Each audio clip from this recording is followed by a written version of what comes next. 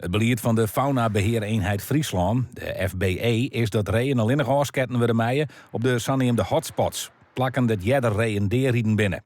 Liek als onder Ballemerdiek bij Nest van de week. Maar zitten ken je net. Je mag binnen 150 meter sowieso niet bij de huizen schieten. Dus je moet wel een veilige richting hebben en het moet wel veilig wezen. En je gaat niet hier lopen te knallen als hier zoveel auto's rijden, toeristen en huizen bij in de buurt zijn. En op de Zwarte Wei is zo'n hotspot. Elke avond als je langs loopt zie je heel vaak je reeën achter op die grasveldjes staan. Die komen uit het bos weg. Dan moeten ze deze weg oversteken. En heel vaak is het, gaat het net goed, gelukkig. Maar het is wel noodzakelijk hè, dat reeën sketten worden? Nou, in principe wel, want je ziet wel hoeveel ongelukken hier gebeuren. Hier is van de week 2 op 1 dag gebeurd. 2 drachtige reeën.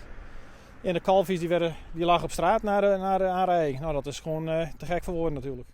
Wildbeheerders willen van die hotspots af.